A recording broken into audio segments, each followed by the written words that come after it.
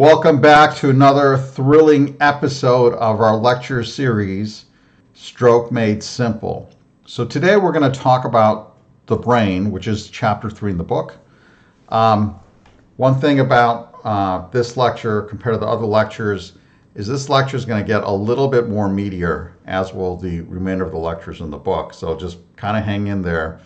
By the way, if you enjoy this content and you value this information, please hit the like and subscribe button. It triggers the YouTube algorithm, meaning it allows more interested people to be made aware of these videos.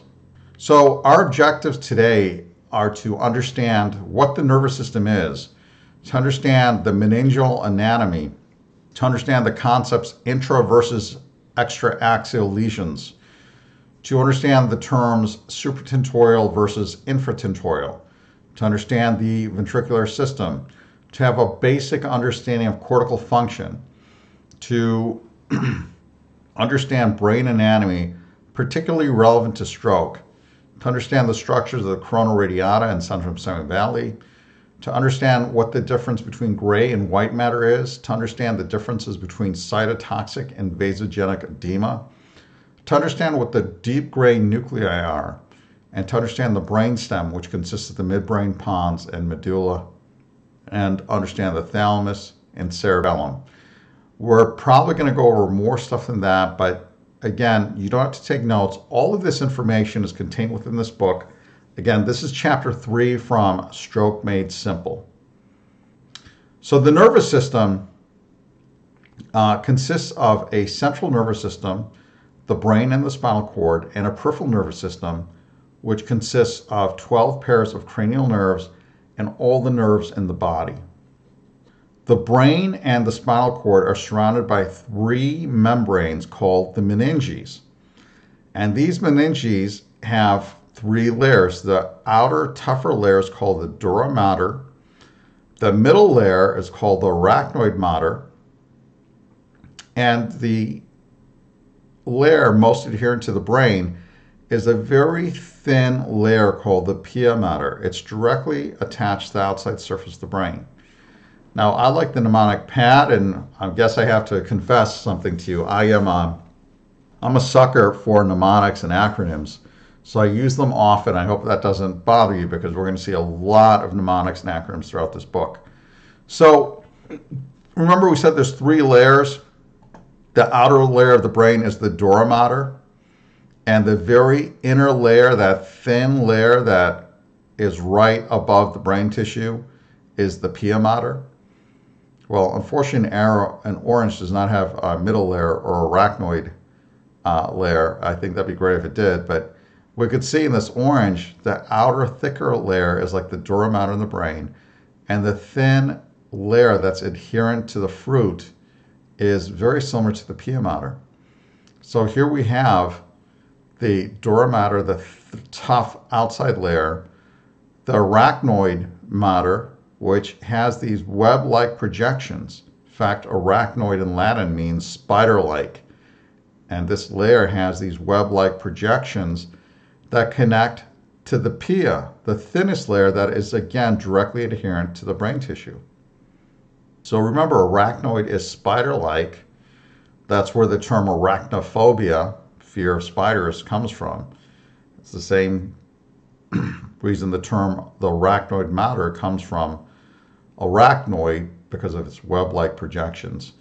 So here's that mnemonic pad, and P stands for the pia mater, A stands for the arachnoid mater, and D stands for dura mater. So from going from the closest layer to the middle layer to the outside layer, just remember the word pad.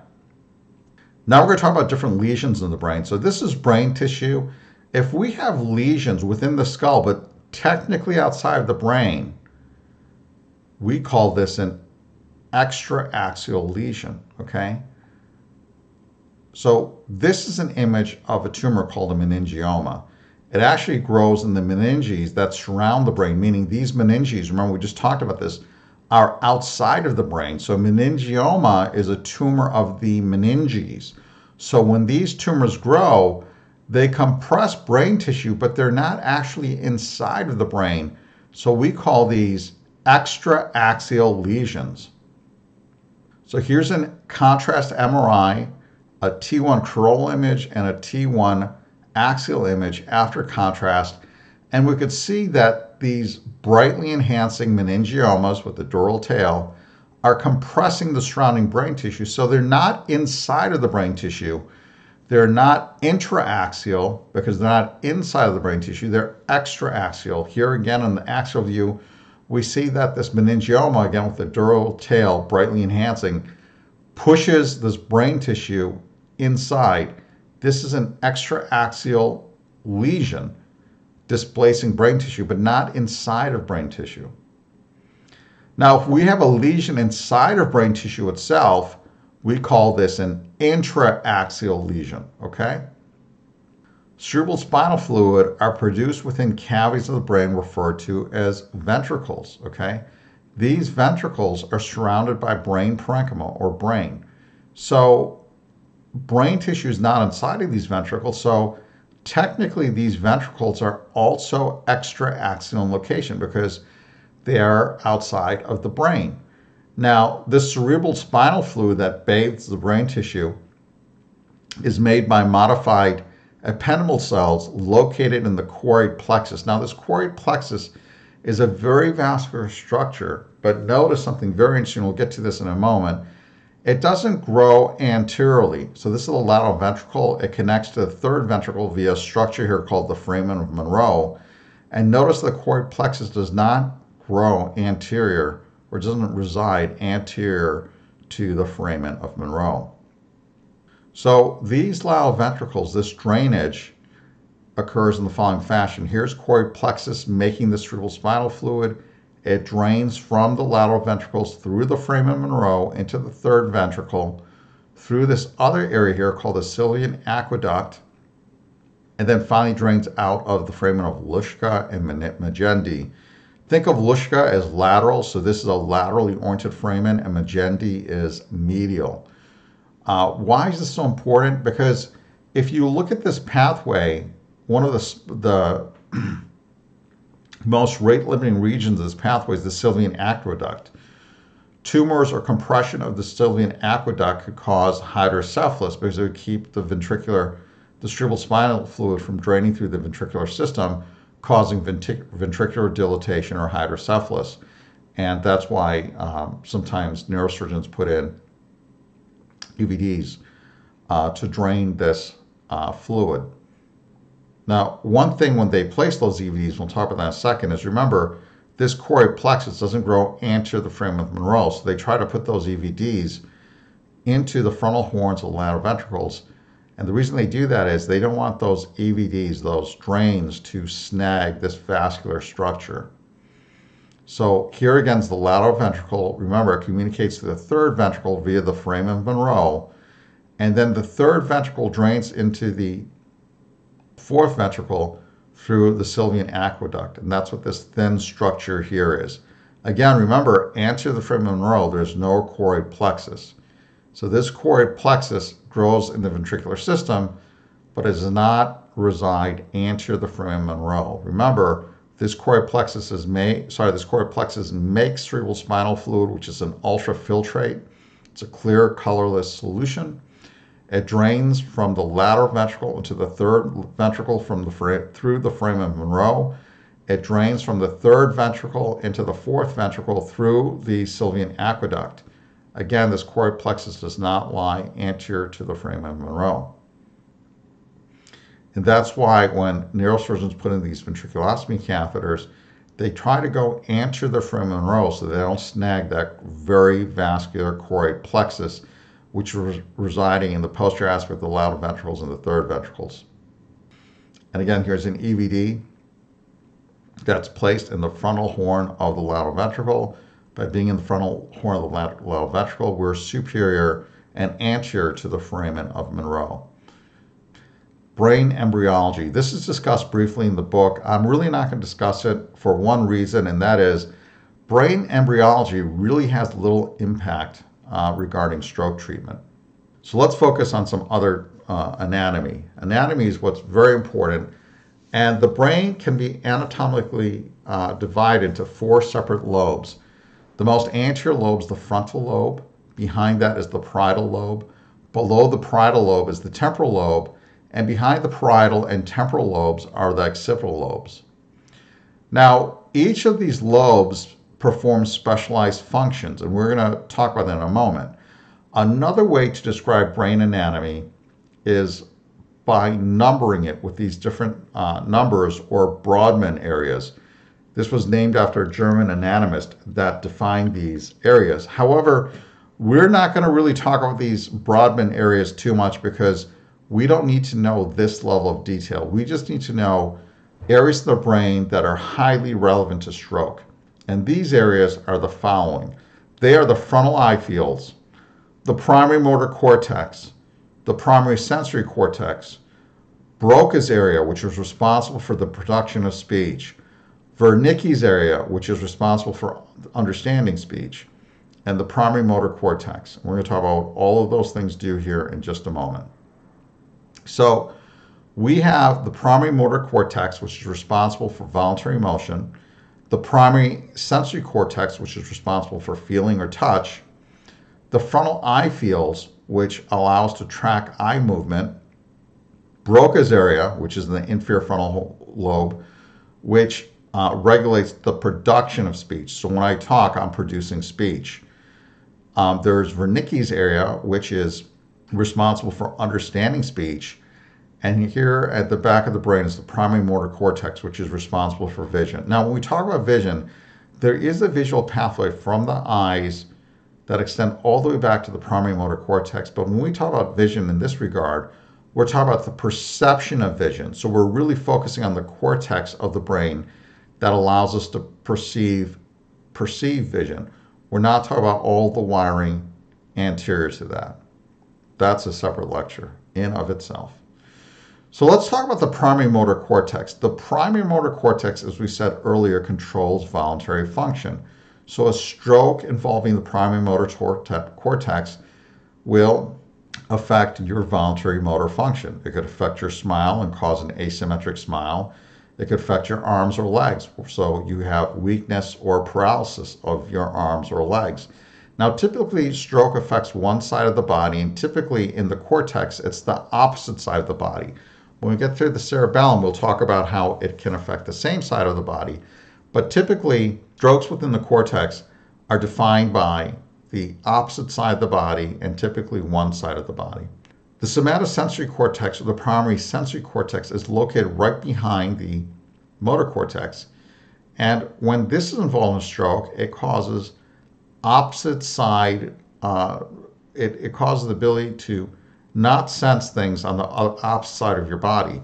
When I say not sense things, I mean not be able to see, feel, or even perceive things on the opposite side of your body.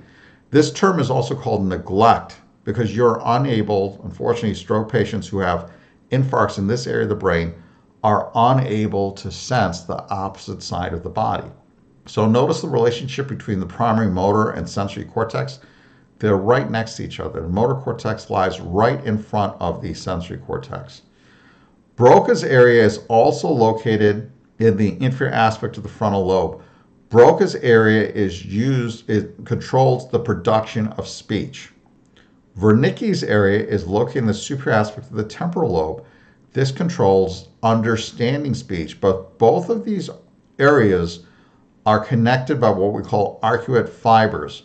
So speech is a very tricky thing. There's so much wiring involved with speech because there are two distinct areas in the brain that control speech.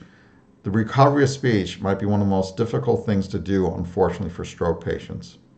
The last major cortical structure we want to talk about is the primary visual cortex, which, as we said earlier, is responsible for the perception of vision. So when we look at these areas, we have the primary motor cortex, with the primary sensory cortex, we have Broca's area, Wernicke's area, and the primary visual cortex. Again, the primary motor cortex controls voluntary motor activity. The primary sensory cortex allows us to perceive touch and allows us to perceive things on the opposite side of the body. Broca's area is involved with the production of language. Wernicke's area is involved with understanding language. And the primary visual cortex allows us to perceive vision. So when we look at these different structures, okay, these structures are very important for stroke in our detection and understanding of stroke. So again, the frontal lobe contains the frontal eye fields, which control horizontal movement. When you have a stroke in this area of the brain, your eyes fixate towards the side of the stroke. Both your eyes look towards the side of the stroke. I don't know if you can see my eyes, they're both looking to the left. So in a patient that has left-sided gaze preference, that's indicative of a left-sided stroke involving the frontal eye fields. Below the frontal eye fields is Broca's area. Again, this is an area on the body that's responsible for the production of language. So people who have strokes in the Broca's area or in the inferior part of the frontal lobe have difficulty saying or producing words. The primary motor cortex is also identified in the very posterior part of the frontal lobe because this controls voluntary motor movement. A stroke involving this part of the brain can cause weakness or paralysis on the opposite side of the body. The primary sensory cortex is located right behind the primary motor cortex. It's the very first very anterior structure in the parietal lobe, and this is responsible for sensation. Again, and perception. If you can't sense or perceive the opposite side of your body, we call that neglect. In fact, neglect can be so severe, patients may not even sense or realize they're having a stroke. Meninges areas in the temporal lobe, again, this is an area of the brain that is responsible for understanding language. When people have strokes in this area of the brain, they have difficulty understanding language. And finally, the primary visual cortex is located in the very posterior part of the brain. Strokes involving the primary visual cortex cause blindness or partial blindness or the inability to perceive vision, which we call cortical blindness.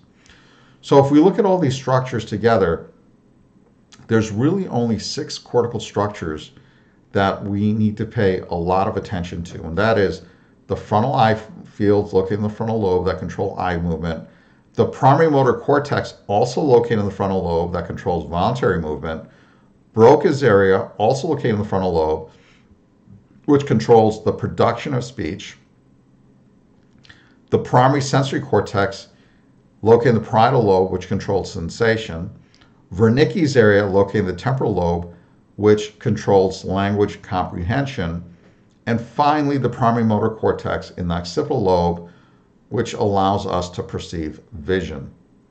So going forward, we want to go through some more anatomic structures in the brain.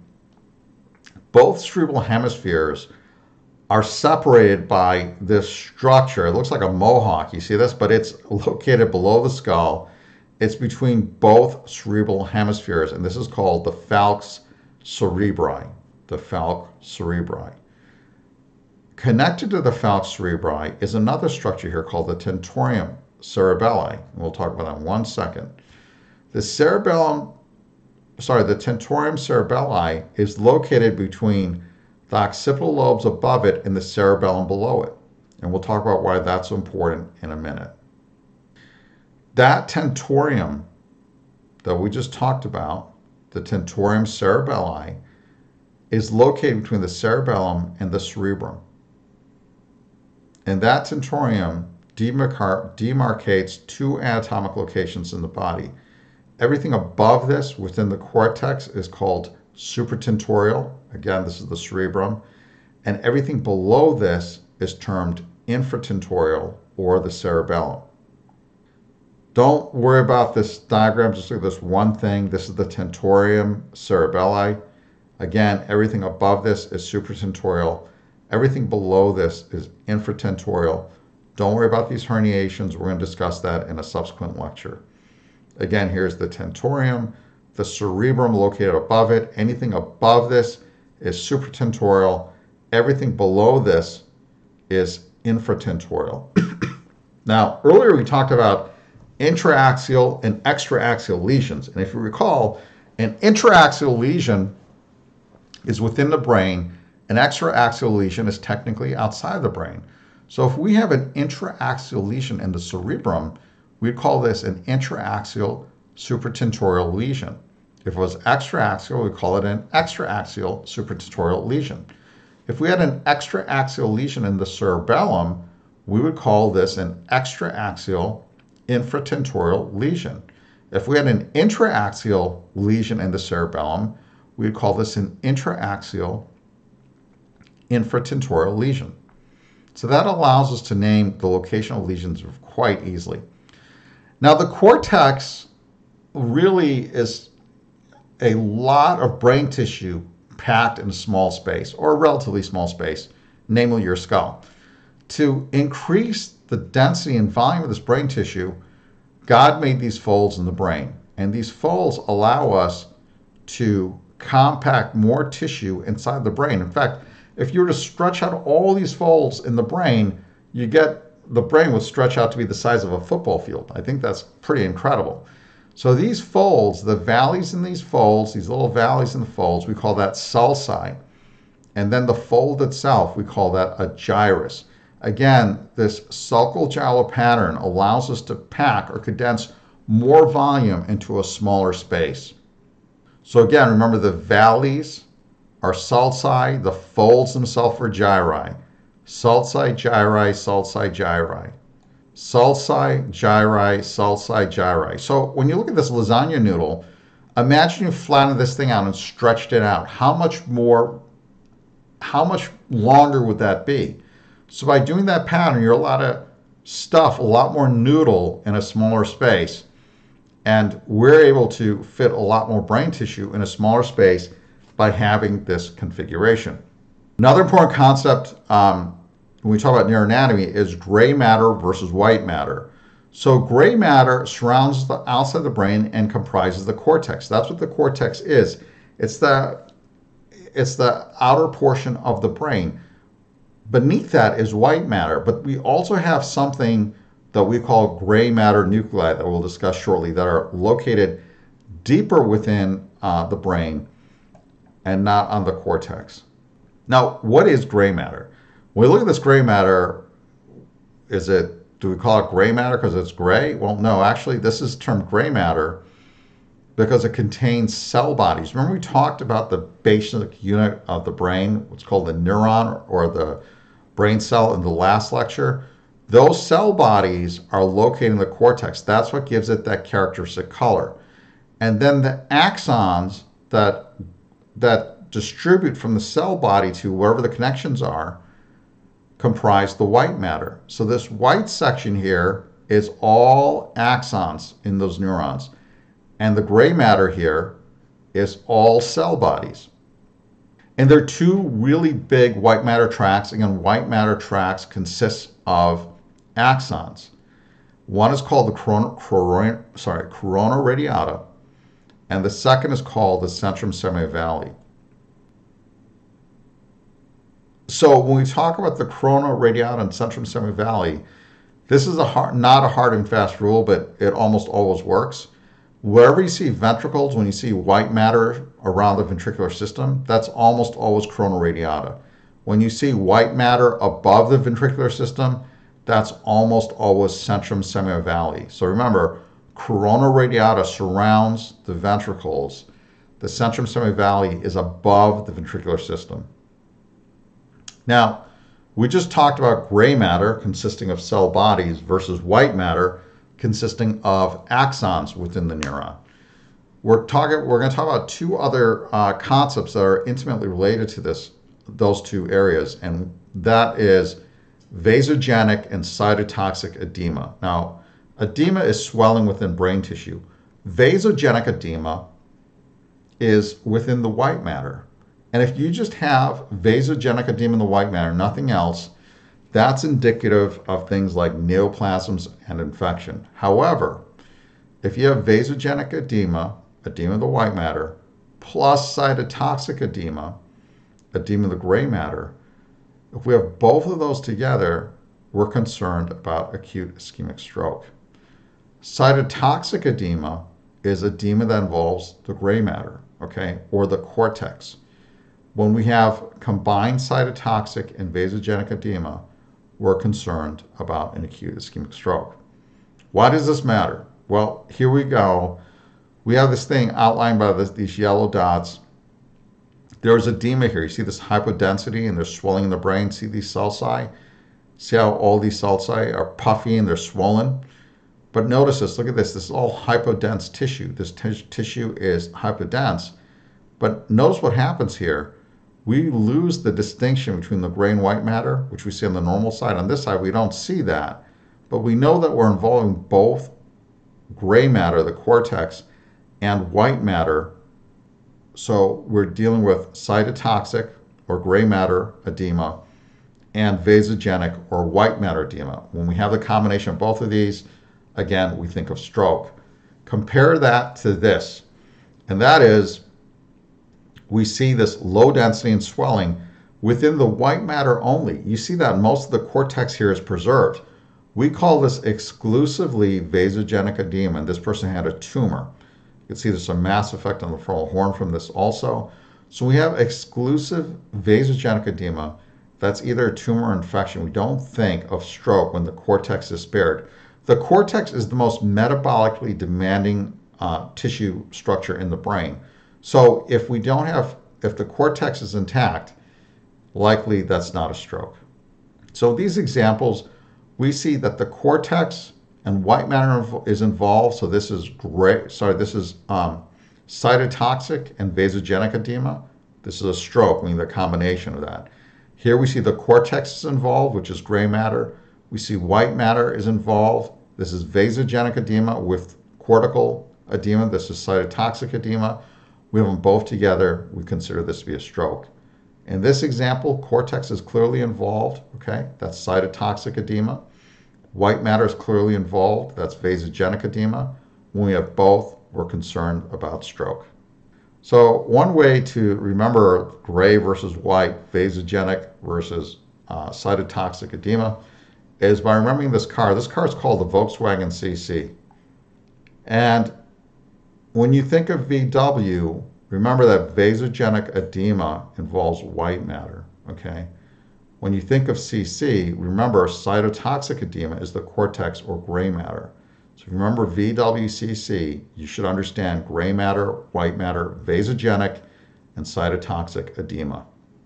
So we're going to get into this anatomy in even greater detail later, but I want to talk about those deep gray nuclei that we alluded to earlier. So these are the frontal horns of the lateral ventricles that we talked about earlier. Just lateral to those frontal horns is the caudate head or the caudate nucleus.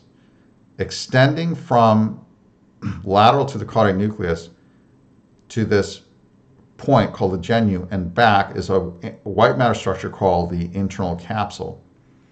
Lateral to that is a deep gray nucleus called the lentiform nucleus, which consists of the putamen and globus pallidus. Okay.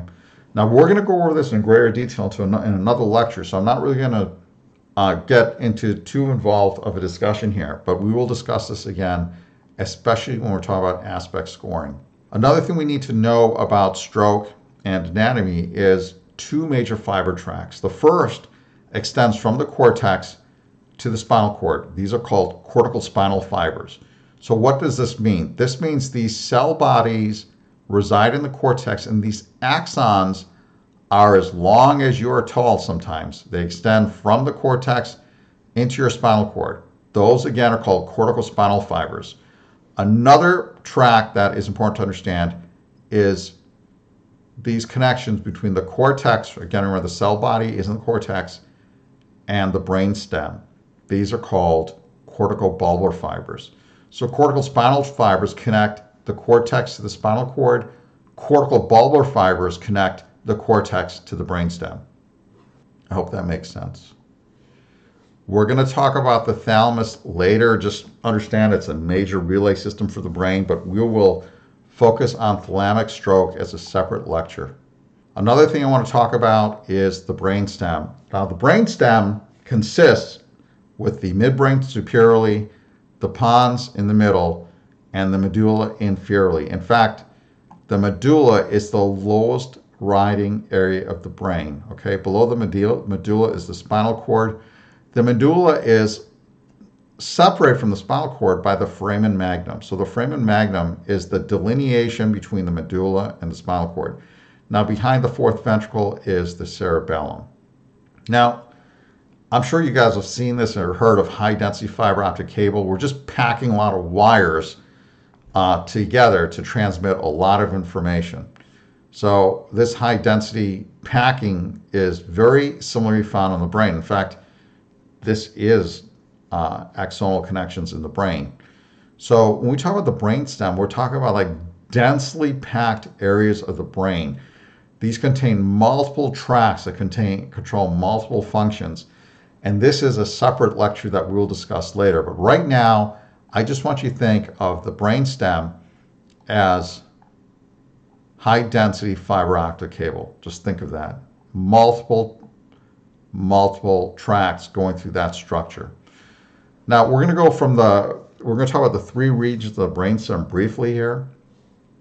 The very top region is called the midbrain or tegmentum. It contains the red nucleus, the ocular motor nucleus for cranial nerve 3, and the trochlear nucleus for cranial nerve 4. And we'll go over these cranial nerves and their functions in a later lecture. The base of the midbrain contains a pair of very large fiber bundles called the crus cerebri, or the basis pedunculi. Okay? Together, this structure and the substantia nigra make up what we called the cerebral peduncle. Stroke affecting the midbrain can result in unconsciousness, coma, or even death because the brainstem controls autonomic functions like breathing, blood pressure, consciousness. And we'll get into more of those details in a later lecture. The pons is located below the midbrain and is the middle segment of the brainstem. It contains many ascending and descending fiber tracts. Again, high packed density structures. It contains the trigeminal nuclei, the nuclei of cranial nerve 5, the abducens nuclei, which is cranial nerve 6, and the facial nuclei, or cranial nerve 7. The pons also contains the paramedian pontine reticular formation, which is very important for horizontal gaze and eye movements. The very inferior structure, the most inferior structure of the brainstem is called the medulla oblongata. Again, it's separated from the spinal cord by the foramen magnum. It contains multiple fiber tracts as well as cranial nerves 8, 9, 10, and 12, and 11, and 12. The cerebellum is found below the occipital lobes and is separated from the pons anteriorly by the fourth ventricle. The cerebellum is responsible for equilibrium, muscle tone coordination. Its primary responsibility is voluntary movement coordination.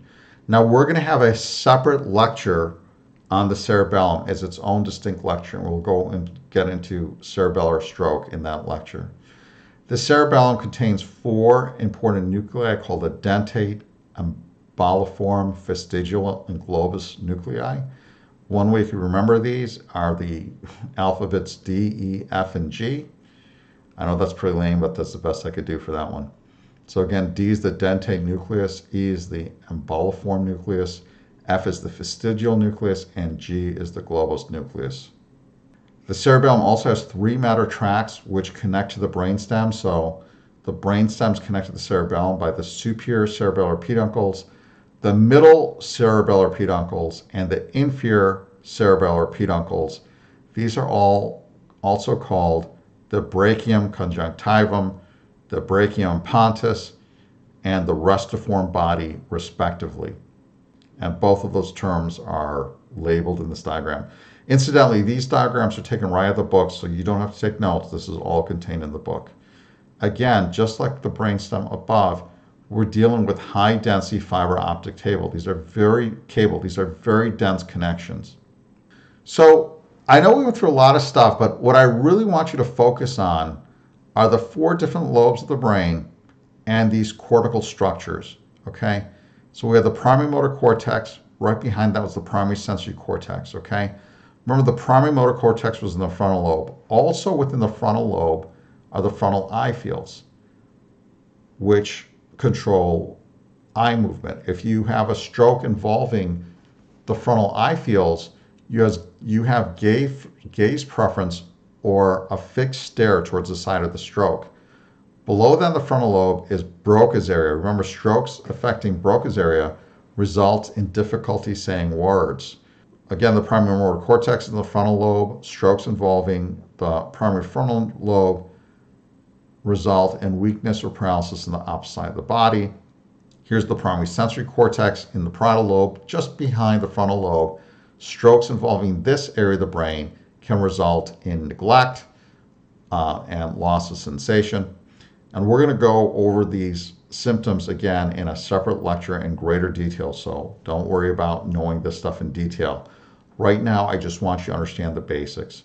Meninges area is located in the superior aspect of the temporal lobe, and strokes involving Meninges area result in difficulty understanding language. The primary visual cortex is located in the very back of the brain, and this allows us to perceive vision, so strokes involving the primary visual cortex result in visual problems. Again, it's important to understand what the function of these structures are and where they're located.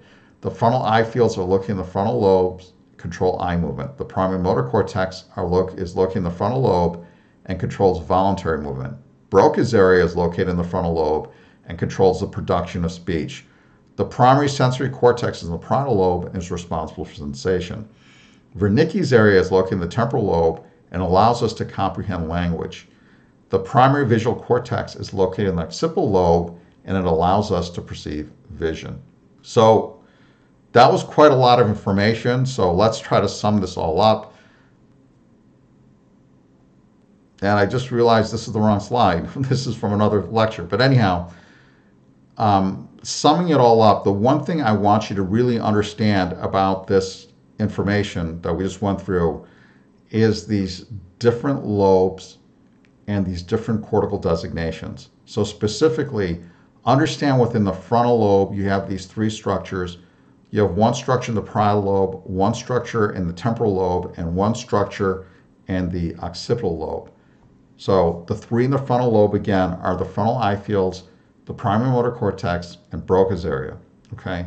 In the parietal lobe, you have the primary sensory cortex. In the temporal lobe, you have Meninges area. In the occipital lobe, you have the primary visual cortex. So out of all of the information we went through, I really want you to understand these 6 cortical structures, what lobe they're located in, and what is it they do. What is their responsibility? Meaning, if there's a stroke, what deficit would result? If you could understand that, you're well on your way to completely understanding stroke. With that, I think we've concluded this lecture. If you found this information to be useful, please click the like and subscribe button. It really helps promote these lectures so other people can watch them. Thank you so much for your time.